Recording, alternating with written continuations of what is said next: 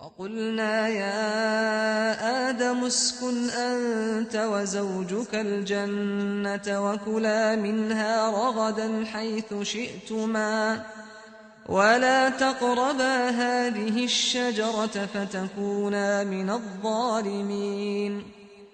Hey, listen, both of you, that tree over there. I'm talking to both of you. That tree, stay away. Now when the tree is right here, هذه الشجرة.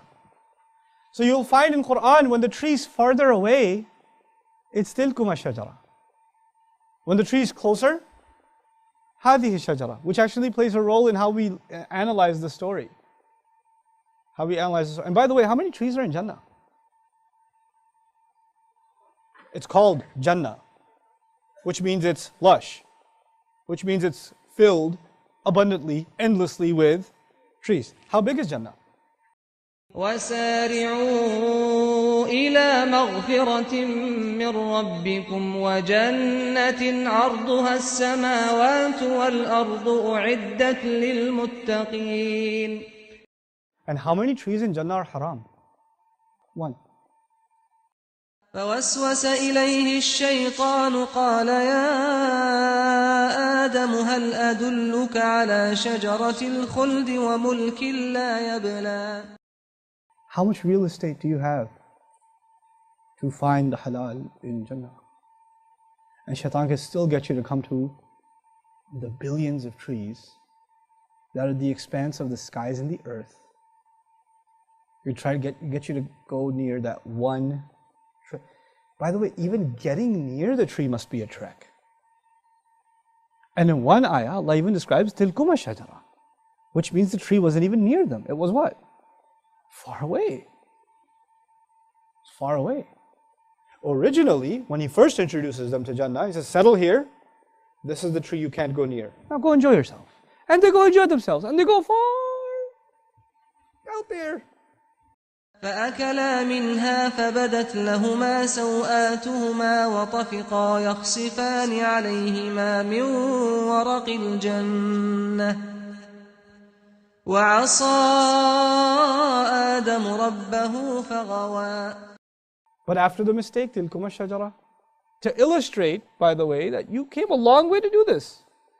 And that's why we understand, فَدَلَّهُمَا بِغُرُورٍ, shaitan reeled them in using deception. You know what dalla means? Dalu. What's dalu?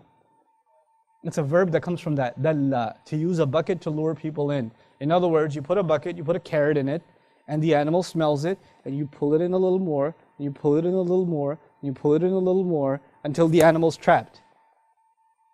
Dalla is also used when you pull a bucket up from a well. Does it come up right away or slowly? Yes? Now if a bucket comes up quickly, adla. Adla. When a bucket comes up slowly, dalla. Dallahuma bighurur. He slowly reeled them in. In other words, at one time, hey, why don't you eat from the tree? And they're like, okay, sounds like a good idea. Totally, we should do this. It was a little bit, then a little bit, then a little bit. And every time was almost inconceivable that we're doing something wrong. Because it was just a little bit of a, one step closer, we're not even at the tree. We're just kind of, can't even see it yet. Can't even see it. We're just a step closer. It's not haram.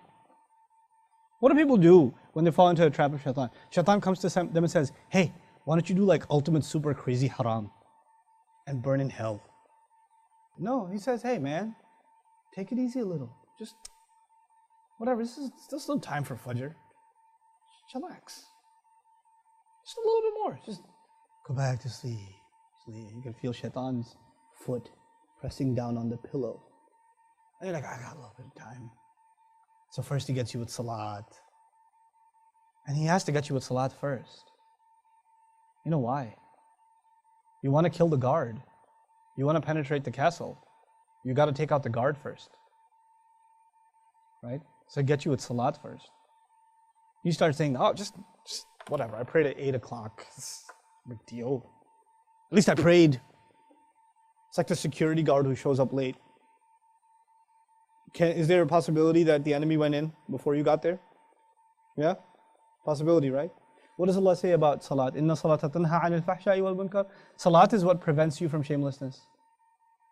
When your salat starts falling apart, does shaitan have opportunity to do other stuff with you? Ooh. So first, it's not a big deal. It's just a little late. It's just that, and he won't get you to miss it altogether. He'll be the guy that shows up first before the adhan.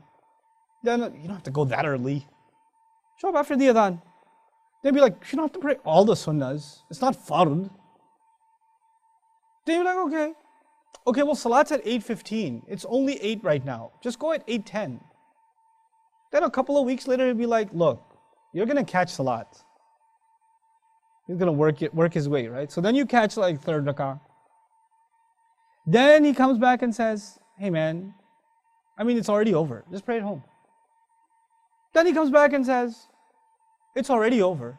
And you're like halfway through the movie. Just finish the movie and pray. So he works his way. And then eventually, now it used to be you're praying at the masjid. Then slowly you're praying at home. Then you're praying at home really late.